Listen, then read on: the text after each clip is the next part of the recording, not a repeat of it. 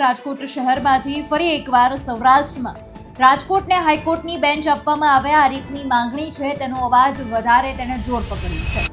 એક વર્ષથી Rajkot bar association દ્વારા આ માંગ મૂકવામાં આવી રહી છે અને રજૂઆત પણ કરવામાં આવી રહી છે, જે અંતર્ગત આજરોજ રાજકોટ સહિત સમગ્ર સૌરાષ્ટ્રભરના કચ્છના બાર એસોસિએશન દ્વારા એક દિવસની હડતાલ પાડવામાં આવી અને સરકારને આવેદનપત્ર પાઠવીને લેખિતમાં રજૂઆત કરવામાં આવી।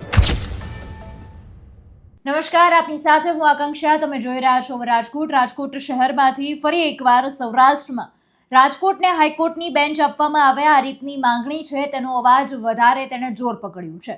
એક વર્ષથી રાજકોટ બાર એસોસિએશન દ્વારા આ માંગ મૂકવામાં આવી રહી છે અને રજૂઆત પણ કરવામાં આવી રહી છે, જે અંતર્ગત આજરોજ રાજકોટ સહિત સમગ્ર સૌરાષ્ટ્રભરના કચ્છના બાર એસોસિએશન દ્વારા એક દિવસની હડતાલ પાડવામાં આવી અને સરકારને આવેદનપત્ર પાઠવીને લેખિતમાં રજૂઆત કરવામાં આવી।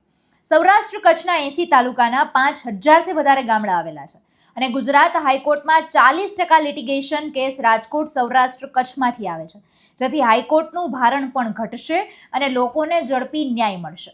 બીજી તરફ મધ્યપ્રદેશ, રાજસ્થાન, બંગાળ, કર્ણાટક જેવા રાજ્યોમાં 1થી વધારે હાઈકોર્ટની બેન્ચ આપવામાં આવી છે, તો ગુજરાત કેમ નહીં? આ સવાલ સાથે ભારપૂર્વક તેની રજૂઆત કરવામાં આવી છે। રાજકોટને હાઈકોર્ટની બેન્ચ આપવામાં આવે આ રીતની માંગણી તેમના દ્વારા કરવામાં આવી છે।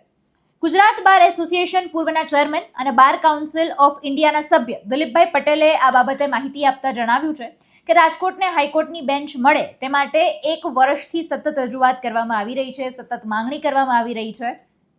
1 વર્ષથી આ લડત ચાલી રહી છે। અગાઉ પણ બેઠક કરવામાં આવી હતી। શનિવારે પણ સૌરાષ્ટ્રના અલગ અલગ બાર એસોસિએશન સાથે બેઠકનું આયોજન કરીને આજે 29 જુલાઈએ હડતાલ પાડવામાં આવી છે। સમગ્ર સૌરાષ્ટ્ર કચ્છના બાર એસોસિએશન દ્વારા આજે કોર્ટ કાર્યવાહીથી અલિપ્ત રહી સરકારને આવેદનપત્ર પાઠવીને રૂબરૂ લેખિત રજૂઆત કરવા માટેની વાત છે।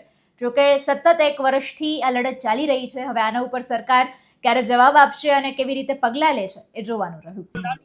3-4 દિવસ પહેલા સૌરાષ્ટ્ર કચ્છના તમામ બાર એસોસિએશનની રાજકોટ ખાતે મિટિંગ બોલાવવામાં આવેલી અને મિટિંગમાં નક્કી કરવામાં આવેલું કે રાજકોટને તાત્કાલિક હાઈકોર્ટ બેન્ચ સૌરાષ્ટ્ર કચ્છની મળે એ માટે મિટિંગમાં નક્કી થયેલ મુજબ આજરોજ સમગ્ર સૌરાષ્ટ્ર કચ્છમાં 1 દિવસ પ્રતિક હડતાલ રાખવાનું દરેક કોર્ટમાં નક્કી કરવામાં આવેલ છે અને જ્યાં જ્યાં કલેક્ટર હોય ત્યાં, મામલતદાર હોય ત્યાં અને ડેપ્યુટી કલેક્ટર હોય ત્યાં હાઈકોર્ટ બેન્ચ રાજકોટને મળે તે સંબંધે આવેદનપત્ર આપવાનું નક્કી કરેલ છે।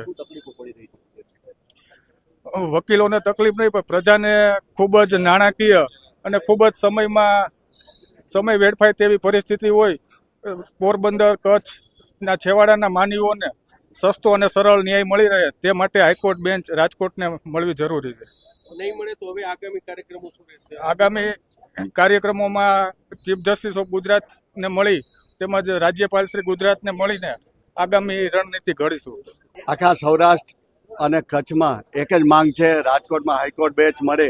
લગભગ 30 વર્ષથી અને 40 વર્ષથી નાના મોટા આંદોલનો ચાલતા રહ્યા છે, પણ છેલ્લે અમારે મિટિંગ મળી ત્યારે એક સજેશન એવું પણ આવ્યું કે ભાઈ આ તમારી વકીલોની ખાલી માંગણી નથી, પ્રજાને સાથે જોડો।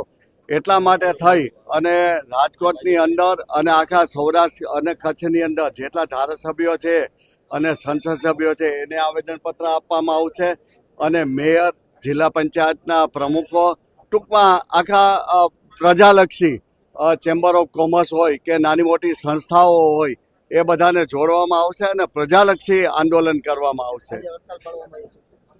આજરોજ આખા સૌરાષ્ટ્ર અને કચ્છમાં વિવિધ ક્ષેત્રે હડતાલ પાડવામાં આવેલ છે। 1 દિવસ કામકાજથી અલિપ્ત રહેલ છે અને દરેક જગ્યાએ જ્યાં કલેક્ટરો હોય ત્યાં કલેક્ટરશ્રીને, મામલતદાર હોય ત્યાં મામલતદારશ્રીને અને જ્યાં ડેપ્યુટી કલેક્ટર હોય ત્યાં ડેપ્યુટી કલેક્ટરને આવેદનપત્ર આપવામાં આવશે, કારણ કે મહાનગર છે એમાં જ કલેક્ટર છે, બાકી ડેપ્યુટી કલેક્ટર હોય નાના વિસ્તારની અંદર મામલતદાર કાર્યરત હોય છે।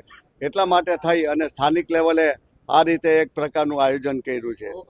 હાઈકોર્ટ આપવાની જે વાત છે, હાઈકોર્ટની બેન્ચ આપવા માટેની જે વાત છે, એ મુદ્દાને તમે કઈ રીતે જોવો છો? કમેન્ટમાં જણાવજો। ફરી મળીશું, અમને રજા આપશો। નમસ્કાર।